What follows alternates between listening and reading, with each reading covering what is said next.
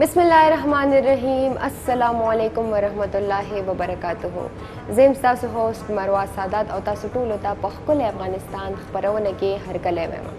کتونکو څنګه چې تاسو ته معلومه ده چې زموږ دغه خبرونه د افغانستان باره کې ده، د افغانستان د مختلفو اړخونو باره کې ده، د افغانستان د مثبت اړخونو باره کې ده. موږ په دغه خبرونه کې همیشه دغه کوښښ کوو چې د افغانستان هغه اړخونه، هغه ښکلي اړخونه تاسو ټولو ته وښایو کوم چې د نړۍ په مخه نه یې ښکاره شوي.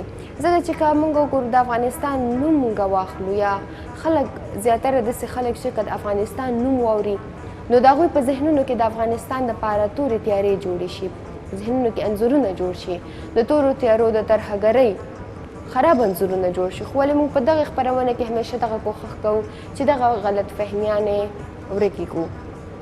که چېرته افغانستان د تیرو 40 کلو راهیسې د جنګ میدان ګڼل کیږي، خو ولې په دغې افغانستان کې ښکلاګانې هم شته، باهنره خلک هم شته، تعلیم هم شته، ټکنالوژي کې هم چا نه شاته پاتې نه دی. نو دغه شانتې موږ همیشه دغه کوښښ کوو چې په خپله خپرونه کې تاسو ته دغه ټول هر څه وښایو. کتونکو څنګه چې تاسو ته معلومه ده، که تاسو زموږ وړاندې خپرونې لیدلې وي نو موږ همیشه دغه کوښښ کوو چې د افغانستان دغه ټول ولایتونه یا دغه ټولې ولسوالۍ چې په افغانستان کې موقعیت دي، د دغې باره کې موږ تاسو ته څه نه څه بنیادي معلومات درکړو. څنګه چې موږ ټولو ته دغه خبره معلومه ده چې د افغانستان په 40 ولایتونو تقسیم شوی دی. بیا دغه ولایتونه په ډیرو یا مختلفو ولسوالیو تقسیم شوي دي. خو غواړو چې موږ دغه شانتې د افغانستان په مختلفو ولایتونو تاسو سره خبرې وکړو. څنګه چې نن موږ همیشه یو ولایت انتخابو، په هغې تاسو سره خبرې اترې کوو. دغه شانتې موږ نن ولایت انتخاب کړی د افغانستان هرات. د هرات په هکله به موږ تاسو سره خبرې کوو چې دغه ولایت چېرته موقعیت لري، د دغه ولایت خلک څه رقم دي، دغه ولایت خلک په کومه ژبه خبرې کوي یا په څه شي کې دغوی هنر لري. نو که په دغې هکله موږ خبرې وکړو چې زه به یو څو معلومات تاسو ته درکړم چې دغه هرات ولایت چې دی دغه زما خپله ډېر زیات خوښیږي، ځکه چې دغه یو ترقي یافته یا مخکې تللی ولایت دی. که د تعلیم په کچه وي، که د هنرو په کچه وي، دغه ټول ډېر زیات یو.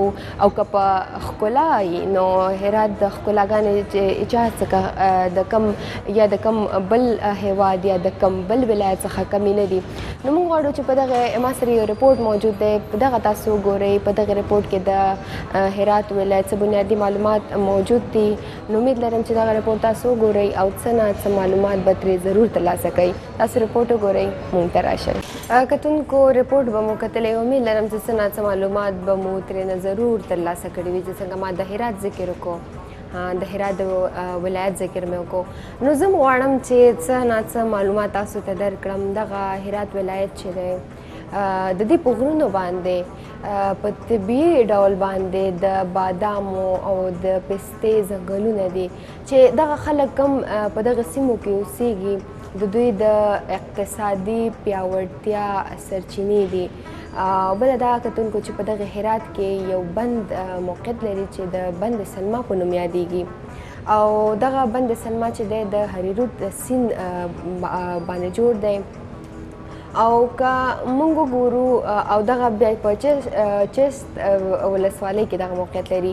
او دغه بند چې دی دغه د 42 میګاواټه برېښنا تولیدولو ظرفیت لري. که په دغه بند باندې کار وکړی شي، دغه جوړ کړی شي، نو یوازې په افغانستان کې به برېښنا مطلب جوړه نه شي، یا برېښنا به دغه تولید نه کړي، بلکې د افغانستان نه بیرون هم نورو هیوادونو ته به هم دغه برېښنا چې دی تولید شي. یعنې د دې ظرفیت دومره زیات دی چې صرف په خپل هیواد کې دغه به برېښنا تولید نه کړي، بلکې د هیواد نه به بیرون هم دغه برېښنا چې د تولید شي. او دې نه علاوه هم کتونکو د هرات ولایت چې دی دا په شاعرانو کې یا چې په خپل غېږ کې دغسې به یې ووایي چې په خپل غېږ کې دغه هرات ولایت ډیر شاعران او ادیبان چې دی هغه روزولي دي، څنګه چې لکه مثال په توګه خواجه عبدالله انصاري شو چې یو نوموړی یو صوفي او شاعر و. دې نه علاوه عبدالرحمن جامی شو. دغه د هرات مشهور یا تکړه یا نامتو شاعران چې دي ګڼل کیږي. دې نه علاوه کتونکو هرات ولایت چې دی دا په خپل تاریخ کې د تاریخ دپاره هم په لوی نوم یادېږي چې دلته د قدیم اثار شته، قدیم سیمې شته دلته. او بله دا چې که د تعلیم په پلو موږ خبره وکړو، تعلیم پلو کې هم دغه د چا څخه کم نه دی. دغلته د 200 نه زیاتې تعلیمي ادارې چې دي، ښوونځي چې دي، دغلته فعالیت لري. او د دې سره بیا 9,500 تقریبا د اندازې تر مخه زده کوونکي خپل زده کړې ترېنه خپلې ترلاسه کوي چې نیم په نیمه بیا جینکۍ دي. نو دې نه علاوه هم بیا د هرات د ولسوالیان د چې کومې ولسوالۍ دي، دغه ولایت چې په کوم ولسوالیو باندې تقسیم شوی دی، که د ولسوالیو ذکر وکړو نو هره ولسوالۍ ځان ته ځانګړې ښکلا لري، ځانګړی خلک یې هنرونه لري. نو امید لرم چې څه نه څه معلومات به مو ترېنه ضرور ترلاسه کړي. څه معلومات ما کوښښ وکړو چې زه یې درکړم او څه په دغه رپورټ کې موجود وو. کتونکو څنګه چې موږ ټولو ته معلومه ده چې افغانستان یو تاریخي هیواد دی، نو تاریخ یې که موږ وګورو په دغه تاریخ کې که تاسو زموږ وړاندې خپرونې کتلې وي، موږ په خپل وړاندې خپرونه کې د غازي امیر امان الله خان ذکر کړی و، چا چې د افغانستان خپلواکي ترلاسه کړې وله په ډېرو هلو ځلو باندې او په ډېرې هڅې کړې وې تر څو افغانان خپل یو ځانګړی یو هیواد ولري، تر څو په ازادانه طور خپل ژوند پکې تیر کړي. نو هغې د افغانستان خپلواکي ترلاسه کړې وله چې دغه کوښښ به همیشه زموږ په زړونو کې وي. نو موږ په دغې خپرونه کې غواړو چې د امیر مین امان الله خان یا غازي امیر امان الله خان د دې چې کوم والد صاحب و چې امیر حبیب الله خان ورته وایي، د هغوی هم یو نامتو یو نوموړی شخصیت و څوک چې د افغانستان پاچا پاتې شوی و.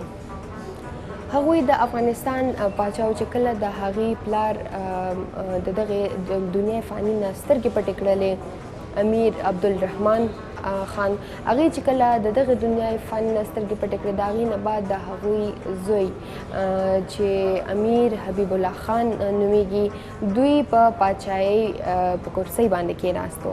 دغې دور کې هغوی د تعلیم په کچه د خلکو دپاره څومره ښوونځي جوړ کړي یا پوهنتونونه جوړ کړي یا مدرسې جوړې کړې ولې، د هغې چې څومره کار و یا په افغانستان کې چې څه خدمات هغې انجام کړي ول یا د افغانستان دپاره هغې څه کړي ول، د افغانستان د خلکو دپاره هغې څه کړي ول. نو ما سره یو رپورټ موجود دی، کتونکو دغه رپورټ تاسو وګورئ، موږ سره اوسئ.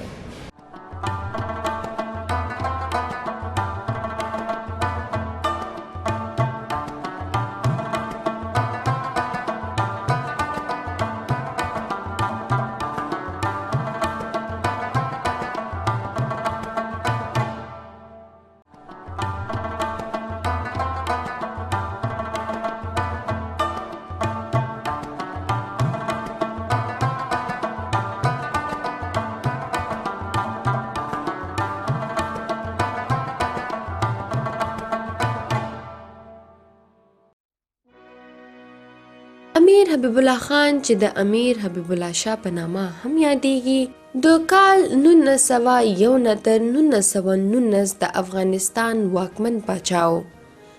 د امیر عبدالرحمن خان مشر زوی او د محمد افضل خان لمسی و. هغه وخت چې امیر عبدالرحمن خان د دې دنیا څخه سترګې پټې کړې، په ځای حبیب الله خان د پاچایۍ په چوکۍ کېناست. امیر حبیب الله خان په کال 1902 کې د سراج الملت الدین لقب ځانته خوښ کړ. امیر حبیب الله خان یو بهادر، هیوادپال، هوښیار او تعلیم یافته انسان و. همیشه یې غوښتل چې هیواد کې تعلیم او تمدن منځته راشي. د هغوی همیشه دا فکر و چې تعلیم یوازینۍ لاره ده چې له امله یې کامیابي ترلاسه کولی شو، او بله دا چې په دنیا او آخرت دواړو کې انسان کامیاب وي، چې په نتیجه کې د حبیبي لیسه او شاهي مدرسه جوړه کړه، او حربي ښوونځی هم د حبیب الله خان د کارونو څخه ده. یو اخبار د سراج الاخبار په نامه راوویستو چې موصول مدیر محمد بیگ ترزي و، کوم چې د لوړو زده کړو څښتن و. د برېښنا فابریکه په جبل سراج کې جوړه کړه. امیر حبیب الله خان نه غوښتل چې افغانان د دښمن لاندې ژوند وکړي. همیشه یې غوښتل چې د ترقۍ فکرونه د خلکو ذهنونو کې واچي او د زور او زیاتي فکرونه د خلکو له مغزو څخه وباسي، څو هغه چې په کال 1919 کې د خلکو لخوا په کلګوش کې شهید کړی شو، او پر ځای د امیر حبیب الله خان زوی امیر امان الله خان پاچا شو، چا چې بیا د پلار دغه خوب پوره کړ او د افغانستان خپلواکي ترلاسه کړه.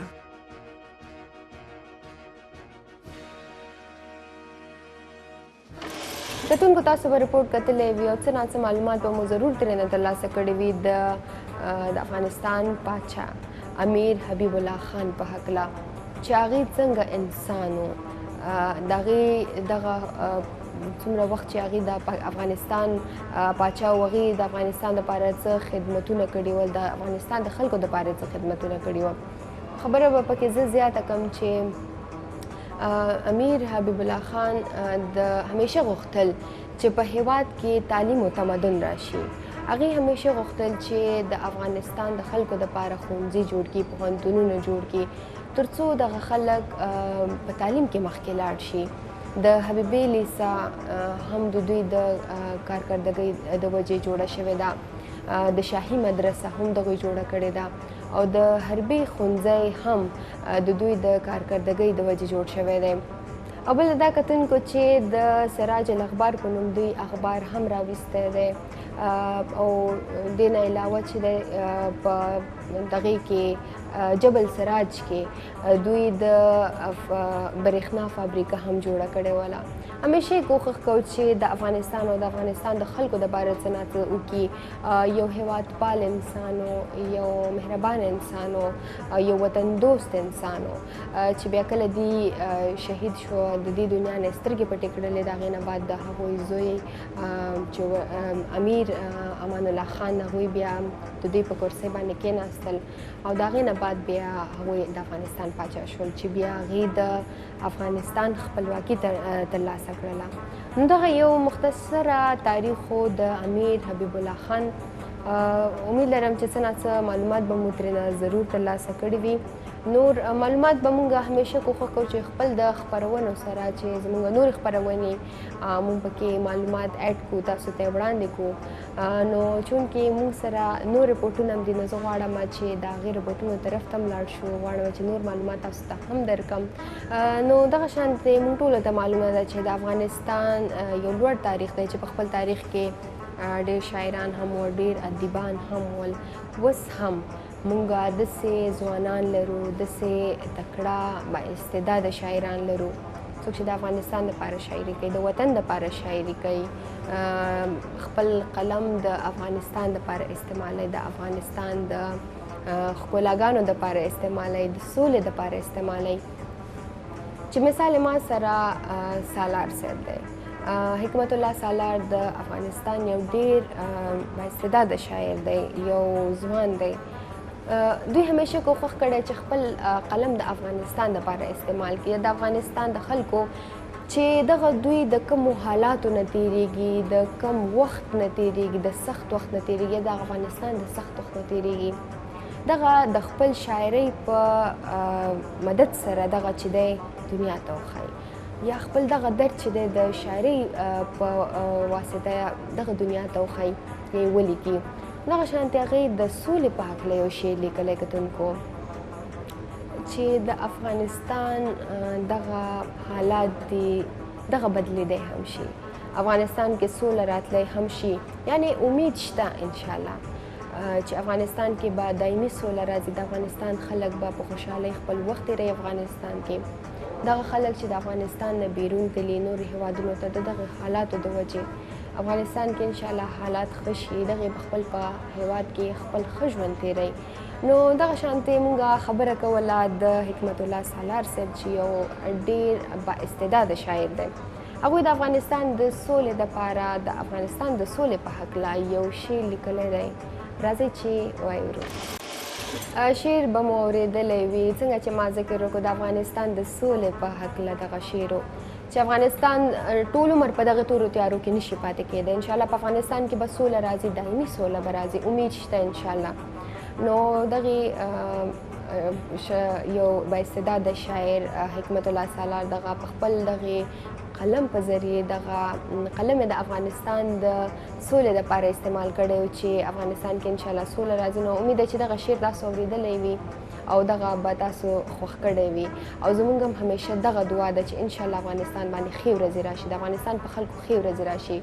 کتونکو موږ سره وخت راغلی دی یو ورکوټې شاندمې موږ سره اوسئ، ځکه چې د خپرونې په دغې دویم پارټ کې به موږ سره زموږ میلمه ناست وي. نو غواړم چې هغې سره موږ غواړو د هغې سره څه خبرې اترې وکړو، چونکې د افغانستان دی بیا په پاکستان کې د پاکستان د خلکو نه څنګه خاطرې لري، دلته خپل ژوند څنګه تیروي. نو د هغې په باره کې به موږ هغې سره خبرې اترې کوو، مرکه به کوو. موږ سره اوسئ.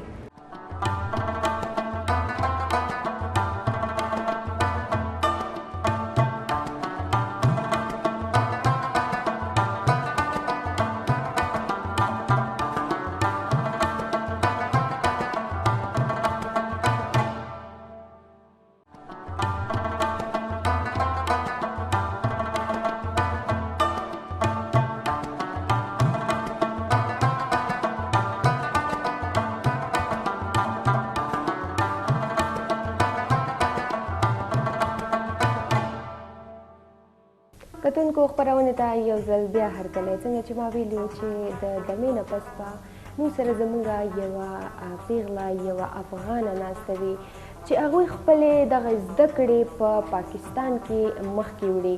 دلته د اسلامیه کالج نه خپل د سایکالوجي زده کړې ترلاسه کوي. نو هغې موږ سره موجود دي، تاسو په مخکې به موږ هغې سره خبرې اترې کوو. ډېره زیاته مننه چې تاسو خپل وخت موږ ته راکړو، تاسو دلته راغلئ. Thank you. کتونکو ټول اول خو زه تاسو دا خبره وکړم چې زموږ مېلمانه په دري ژبه خبرې کوي، نو د هغوی د اسانتیا دپاره به موږ په دري ژبه خبرې کوو، خو ولې د دري سره سره به موږ پښتو هم میکس کوو. صحیح است دیگه؟ اوکی، شما برای من ایگو بگویید که شما چطور به پاکستان آمدین؟ تقریبا در سال 2000 بود که مایگریت شدیم به پاکستان، در شهر پشاور آمدیم. همراه فامیل ما اینجا زندگی میکنیم و تا صنف 12 در مکتب اسکولنگ خود در پاکستان افغانی خواندیم اینجا. بعد از او باز در یونیورسیتی ادمیشن گرفتم در یونیورسیتی پاکستان در اسلامیه کالج و سال سوم از در بخش سایکولوژی. ماشاءالله سایکولوژی میخونید؟ بله بله. چطور اکسپیرینس چی خاطره دارید اینجا از پاکستانیان؟ باز بخاطر که شما افغان هستید، باز یک افغان که با اینجا باز در پاکستان درس خود میخوانه، باز همراه پاکستانیان میشینه، چطور خاطره داری از پاکستانیان اینجا؟ باز خاطره زیاد خوشایند دارم، به خاطر که ما از سال 2000 که فعلا 2020 است، تقریبا 20 سال شده که در اینجا می باشم. من تا در سالت که ما درس میخواندم، در پهلوش ما پارت تایم جاب هم میکردم. خاطرات بسیار شیرین و هیچ احساس زیر نکردیم که بیگانه هستم. احساس زیر نکردیم که در ملک غیر زندگی؟ بله بله. ای خوب است.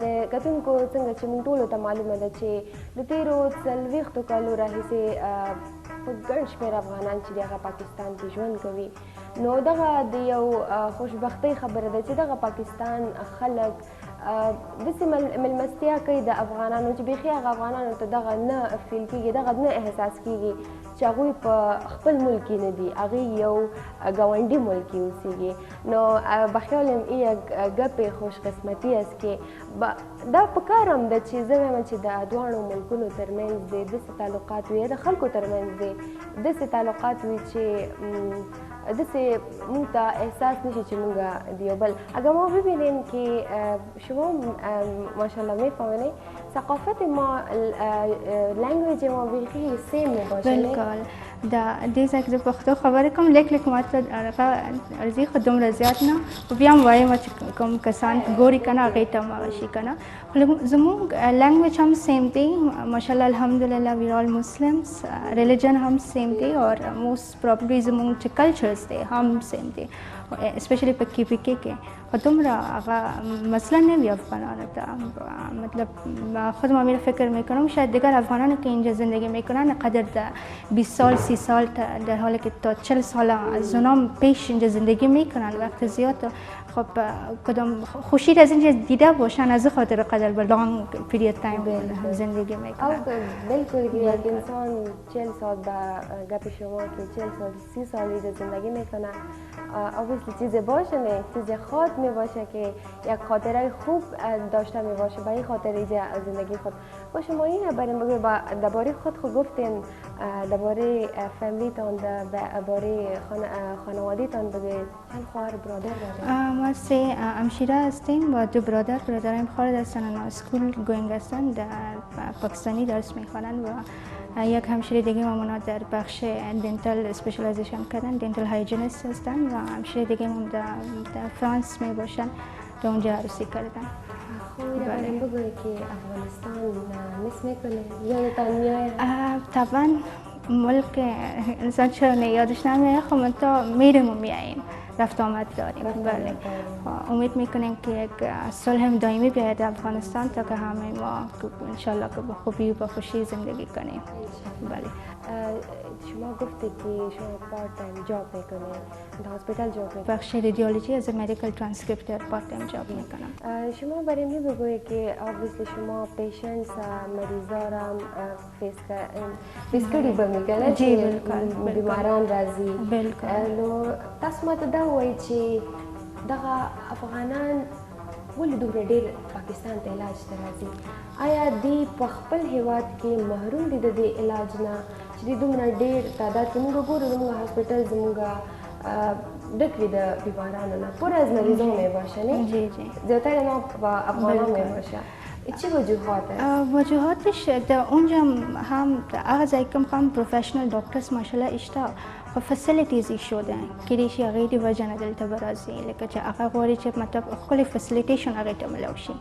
نور خو هلته هم پروفیشنل ډاکټرز ماشاءالله شته، هغې کوم مطلب هلته د ډاکټرز وغیره هر څه هغه دی، خو فسیلیټیز کېدای شي څه میډیکیشنز وغیره یا هغه چې کوم مطلب هغې ډایګنوسس هلته صحیح نه کېږي، فسیلیټیشن نه وي، دې وجه نه دلته راځي. خو بیا هم دلته ماشاءالله هغې ته ښه هغه ملویږي، ټریټمنټس هر څه، خو دا دې وجه ته مطلب لویه خبره ده که نه، لکه چې هغه بل ملکونو ته لاړ شي بیا هغې دپاره پکار دی چې هغه با ایر لاړ شي. پاکستان مطلب نزدیک است بر افغانستان، رفت آمدشان آسان می باشه نسبت به دیگه جاها. باز که این افغانان رو اینجا باز به خاطر علاج میان، چطور تریت میشن؟ تریت خوب میشن، تریت مثل که دیگران مریضا را می باشه، مثلا مریض است، فرق نمیکنه که مریض افغانی باشه پاکستانی باشه از یک جای دیگه باشه. بله دیگه تریتمنتی که مثل که بر پاکستانی هم داده میشه همون سیم بر افغانی هم، شاید پروتکل زیادی برشان داده شد به خاطر که از راه دور آمدن. دکترای پروفشنال اینجا هم ماشاءالله تریتمنت خوبی داده میشه. بله شما برای بگویید که در زندگی در پاکستان چطور است؟ زندگی خوب است، خوشایند است. من گفتم پیشترم براتون ذکر کردم که من احساس بیگانگی اینجا نمیکنم، من فکر میکنم که ملک خودم است، چون که همون لنگویج ما، کلچر ما، همه چیز ما، ثقافت ما ریلیتد است. دیگه از او خاطر زندگی خوب است، خوشایند است. دایی چه قسم چالنجز شما چه قسم مشکلات فیس کردید؟ چالنجز در اوایل زیاد فیس کردیم، به خاطر که استارت کې لینګویج لیک شانتي مسله وو، لکه چې ماته بالکل پښتو نه وتلو. هغه ټایم کې اردو هم ماته نه وتلو. بیا آهسته آهسته سلولی ګریجولی په یوز ته شوم، بیا به ښه وه. say like 1 to 2 years لکه شانتي پرابلمس و ټولو ته د سیټ کېدو ته، لکه چې بل ځای ته تاسو لاړ شئ که نه، بیا لکه هغه اجسټ اردو رښتیا وایم ټي وي نه مې زده کړی دی او بالکل پښتو بیا فرینډ سره د کالج او کالج فرینډز بیا جاب کې پیشنس سره مې ډېر زده کړی دی پښتو. څنګه چې وختي تاسو ذکر وکړو چې سایکالوجي کوئ، جی څنګه تاسو متاثر شوي وئ چې تاسو دا شعبه ځان ته جی سایکولوژی مطلب از ما پاشنم بودک از خودترکی. بله از خودترکی when I was 4 years old. مطلب هغه ټایم کې ماته اسکیزوفرینیک پیشنټس ډېر زیاته ماته خوښ وو چې هغې سره لاړ شم کښېنم ورسره چې دا ولې داسې مطلب هغه کېږي که نه. هغې ټایم نه ماته دا چې کوم اسکیزوفرینیک پیشنټس وو او دا چې کوم مطلب چې کوم کسان کې دا منشیات هغه وو که نه، هغې لپاره زما زړه ډېره زیاته خفه کېدل هغه ټایم کې بالکل. بیا چې څرنګه هغه شوم زما سکولینګ هغه وشو، بیا زما فیملی ویل چې مطلب نه ته هغې ته میډیکل ته لاړ شه، هغې ته مطلب ډاکټر به جوړېږي. خو زما خپله خوښ بیا په 9th کې ماته پته ولګېده چې یو فیلډ داسې دی په سایکالوجي هغې کې چې مطلب هغه زما انټرست، زه خپله پرسنلي هغې کې انټرسټډ یم. بیا په 9th کلاس کې ما هغه وکړو که نه، مطلب ډیسیژن خپل یو اسکیم ما جوړه کړ چې نه زه به خامخا به سایکالوجست به جوړېږم. بله خبر دا ده چې څوک ماشوم وي هغې هسې دا سپین ورال خوښېږي. جی زه خپله چې وړه ما ویلې چې زه به ډاکټره جوړېږم، جی جی مزه راکوله وایټ ورال به مې اچوم. بالکل بالکل. او د مور او د پلار د څه خواهش چې دا خو تاسو خپله ویلې چې زما دا شعبه خپله خوښه وه. جی بالکل. هغې ته جی څه غوښتل چې تاسو دا جوړ شئ ډاکټر چې میډیکل ډاکټر جوړه شي که نه، مطلب بل هغې ته لاړ شه، مطلب یا ګایني فیلډ ته لاړ شه یا مطلب فزیشن جوړه شه. بالکل ډاکټري شعبه خو بس چې ډاکټره به یا بس ما ویل نه سایکالوجي لکه چې مطلب چې هغه د کرنټلی سچویشن افغانستان کې دی ډېره زیاته مطلب مینټلي خلک ډېره زیاته ډسټرب دی، هر ورځ هلته مطلب بلاس داسې زونه کېږي او دلته هم مطلب مینټلي ډسټربنس ډېر دی هر ځای کې.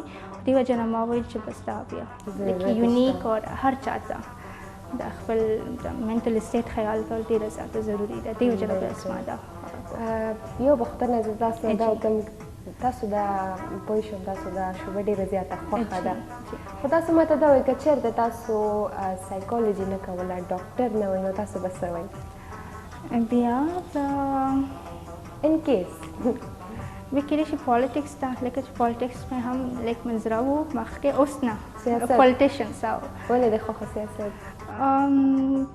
بس هغه ټایم کې زما بچپن کې هم ماته ډېره زیات د نیوز دا سیزونه د پالیټیشنس چې کوم ډیبیټس کېږي ډیبیټس ماته ډېره زیاته خوښ وه. دې وجه نه بیا بعد کې زما انټرست دومره زیات نه و، خو کېدای شي سایکالوجي نه خو بیا به سره چلی جاتی. مطلب که چېرته تاسو سایکالوجي نه کوئ تاسو بیا سیاستدان وئ؟ سیاستدان کېدای شي. څه د ډیبیټ دپاره؟ ډیبیټ دپاره او پالیټکس کې هم بیا فیلډس هغه شته، هغې کې هم بیا د خلک په هغې کې په حق دپاره هم خبرو کول مطلب لایک جنن پالیټیشنس هغه بیا ضروري وه. دې وجه نه ښه کتونکو اوس په خپرونه کې راغلی ورکوټی شانتې بریک چېرته ځئ ما موږ سره اوسئ.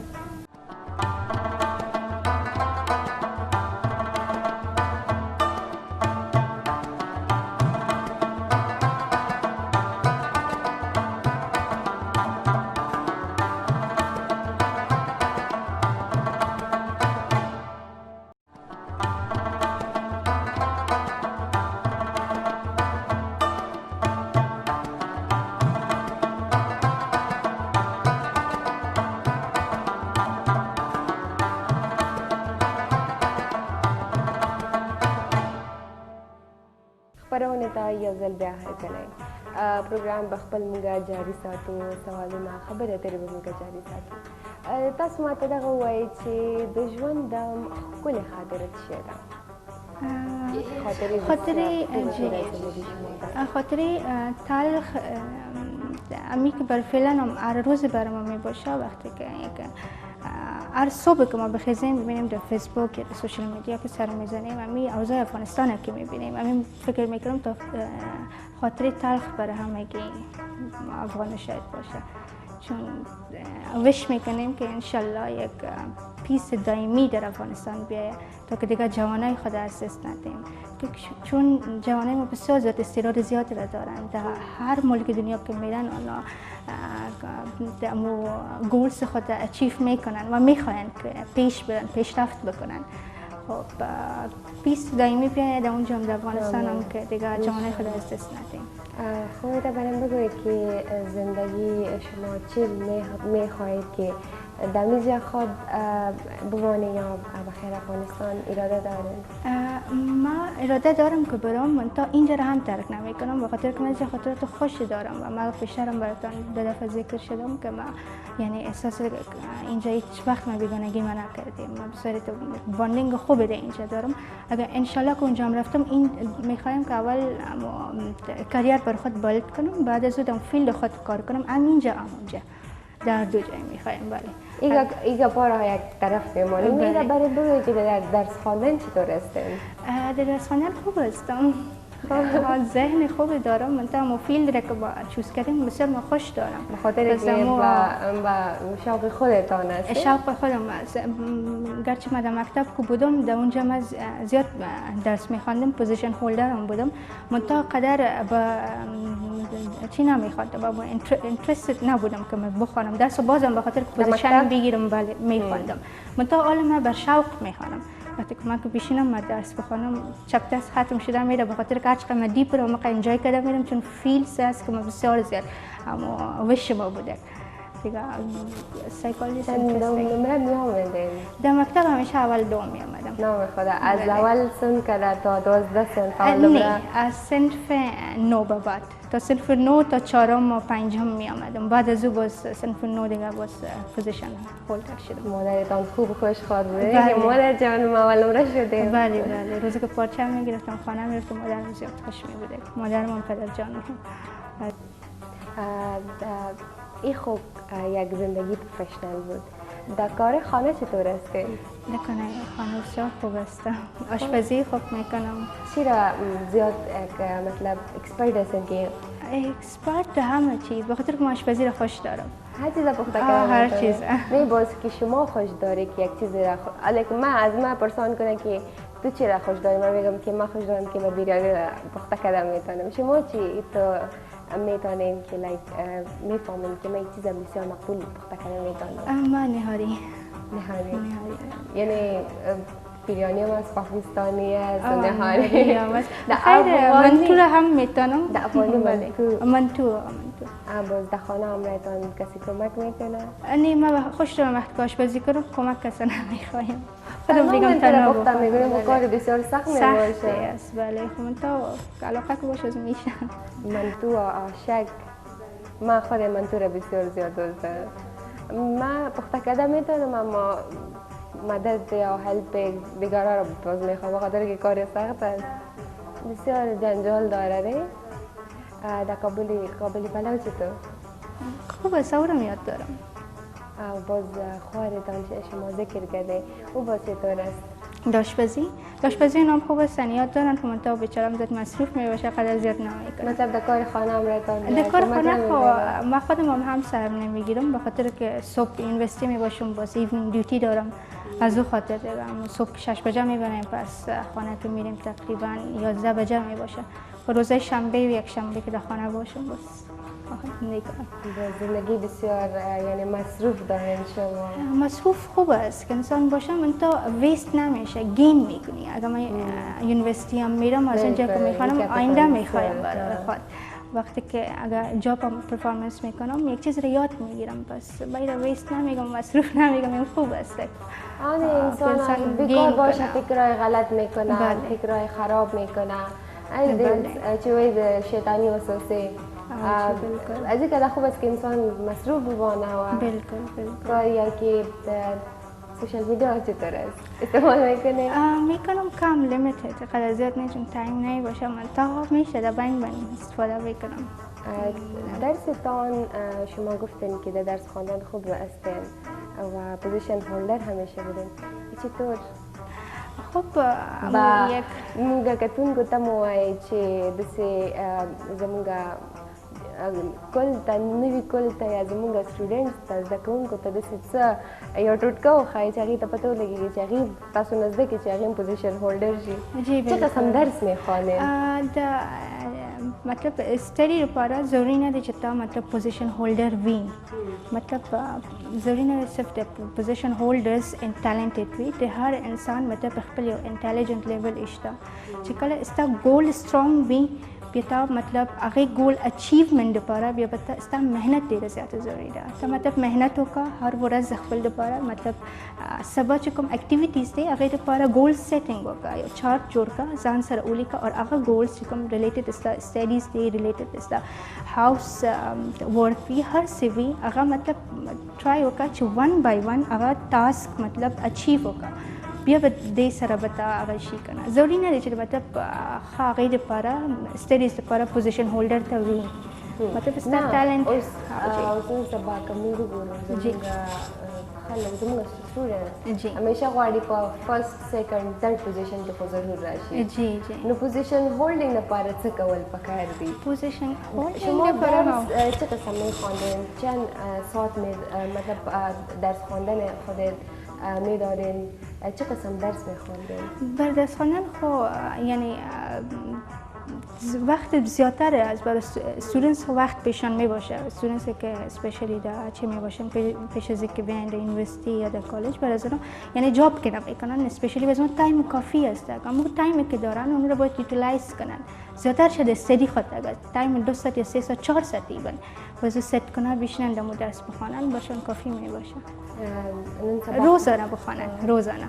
نن سبا خو فیسبوک بیا کتاب بیا ټنګ ټنګ موبایل بیا فیسبوک بیا کتاب دغه خو درس خواندن او بالکل چې مطلب تا غواړي چې مطلب خپل ګریډس اچیو کړي بیا پکار دی چې د سوشل میډیا نه بیا لږ ځان هغه وکړي که نه مطلب یوز وکړه خو دومره ایکسیسفلی نه بیا هغه پرابلمس بیا کریټ کړي که نه دماغ بل طرف ته لاړ شي بیخي هغه اکټیویټیز بل شروع کړه فرینډز سره سه اکټیویټیز هغه کړه خو د سوشل میډیا لیک پکار دی چې کم باندې اوس کې اسپیشلی یوت لپاره دومره ښه نه دی ایون د هغې لپاره د ماشومان لپاره نن سبا دومره گیمز وغیره هغه هم بیا ډېره زیاته افیکټ شي.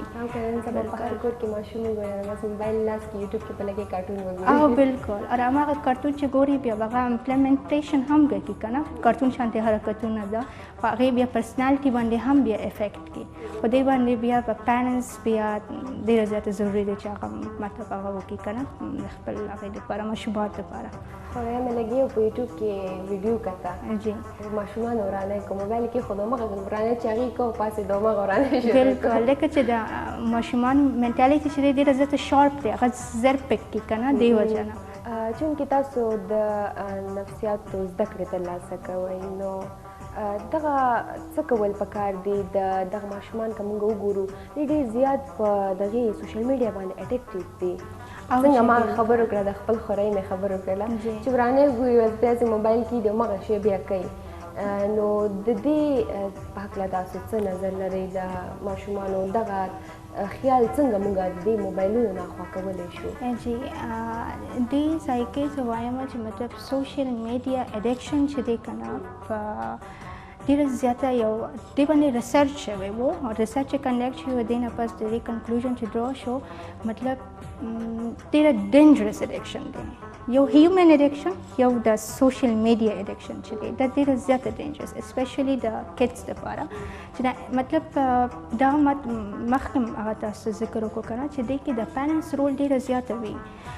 مونږ نن سبا ګورو چې مطلب د چې کوم ماشومان دی که نه هغه چا نه زده کي چې مطلب هغه ځي سوشل میډیا ته او د ګیجټس وغیره اخلي که نه هغه خپل مطلب مور پلار هغه چې کوم کور کې نور کسان ته ګوري بیا به ځي یا چې ماشوم جاري مونږ هغې ماشوم ته مطلب نه ګورو دومره هغې ته اټینشن نه ورکو هغې ته ډایرکټ مونږ یو کارتون لګو او ورته ښایي چې هغه بیا هغې ځای نه هغه ماشومان د چې کوم برین دی هغه ډېره زیاته شارپ دی هغه زر هغه کي هغې اډکشن ایون د انفانټس لیول نه شروع کېږي هغې پرسنالټي ډیولپ شي 2 years نه هغې ټایم نه دا پکار دی چې پیرنټس بیا دې ته مطلب د سوشل میډیا چې مطلب څومره هم کولی شي که نه کم ورکړي ورته ماشوم ژاړي بس موبایل ورته لاس کې ورکړي بالکل خو هغې ته بل اکټیویټي ورسره هغه کول پکار دی که نه مطلب څه گیمز وغیره دی هغې سره هغه په خپله ضروري نه ده چې ګیجټس گیم وي موبایل کې گیمز وي هغې سره بل څه کرم بول یا بل څه داسې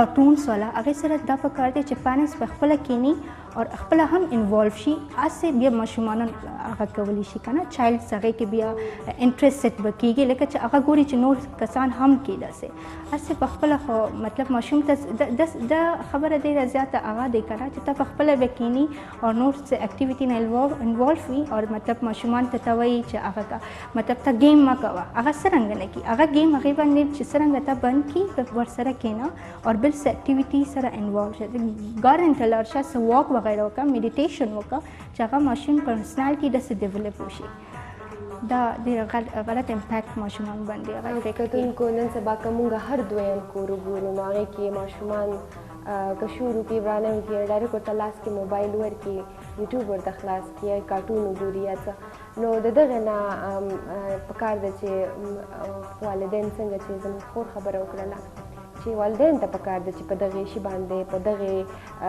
دغه چې کوم پرابلم مخې ته راغلی نن سبا په هر کور کې دغې کې د مور او پلار لاس دی پکار ده چې دغه مور او پلار خپل په اولاد باندې نظر وساتي دغه موبایل چې لاس کې ورکړي دی نه ښه ده چې ورسره لوبې وکړي لوبې ورسره وکړي څنګه چې دوی دا خبره وکړله تاسو ما ته دغه خبره وکړئ چې تاسو کور کې ماشومان شته نه ماشاءالله ټول غټان دي او که نه زما ورور دی هغه almost 13 years old ده خو هغه چې کوم ماشوم هغې سره زما ټایم هغه شی او بالکل خو زما په مخ کې هغه شو تاسو په څویم نمبر یې زه په درېیم دا دوه مطلب سسټرس ما نه مشر دی بیا زه یم بیا ما نه پس بیا وروڼه دی درې خوریانې زه خوریان نه مشر یم هغه کشر یم بیا وروڼه نه مشر یم منځ کې یم تاسو د مونږ نوي کل ته څه پیغام لرئ که هغه د پاکستان سره تعلق ساتي یا د افغانستان سره تعلق ساتي جی اور هغې ته زما همدا پیغام دی چې مطلب خپل فیوچر لپاره ګولز سیټ کړئ او هغه ګولز مطلب اچیومنټ لپاره ټرای وکړئ محنت ډېره زیاته وکړئ اور نور پازیټیو اوسئ خپل منټل هیلث اور منټل اسټیټ کې هم کار وکړئ خپل ځان لپاره ډېره زیاته هغه وکړئ مطلب کوشش وکړئ چې ځان خوشحاله ساتئ اور بس همدا پیغام دی کتونکو زموږ دغه مېلمنه موږ سره نن موجوده وه تاسو امید دی چې تاسو دغه خبرو اترو باندې پوه شوي یئ که څه په دري الفاظو خیر که څه پکې پښتو الفاظ هم ول امید دی چې دغه نننۍ خپرونه به ستاسو د خوښې وړ ګرځېدلې وي او امید دی چې دغه د پاکستان او د افغانستان چې دغه تعلقات دي که هغه سیاسي دي که هغه د خلکو ترمنځ دي د ولس ترمنځ دي دغه همیشه ښې وي ځکه چې موږ که وګورو دواړه هیوادونه د یو بل ارزښتونه ښه پېژني که هغه د ټولو که هر اړخ نه وي که هغه د سیاسي وي که هغه د تعلیم پلوي که هغه د هر پلوي نو دغه دواړه یو خو دا چې دواړه ګاونډي دي بل دا چې دواړه اسلامي هیوادونه دي او بل دا چې څنګه زموږ خور خبره وکړي چې زموږ ثقافت هم یو شان دی زموږ ژبه زموږ کلتور نو پکار دی او بل دا چې بیا د ډېر څو 40 کالونو راهیسې یا د هغې نه هم زیات زموږ افغانان چې دي په پاکستان کې پاتې کېږي او بیا افغانستان پاکستان چې دی پاکستان حکومت د پاکستان خلکو همیشه ښه مېلمستیا کړې ده زموږ ټولو او د ټولو افغانانو نو امید دی چې د یو بل موږ قدر وکړو د یو بل د ژبې قدر وکړو د یو بل د کلتور قدر وکړو همیشه ښې اړیکې موږ او پیاوړې اړیکې موږ قایمې کړو ډېره زیاته مننه چې تاسو موږ ته خپل دغه قیمتي وخت راکړو تاسو موږ سره خبرې اترې وکړې کتونکو تاسو هم ډېره زیاته مننه چې تاسو موږ سره تر دې دمه مل پاتې شوئ تر بلې خپرونې خپلې هوسټ مروه سادات ته راکړئ اجازه الله مل شه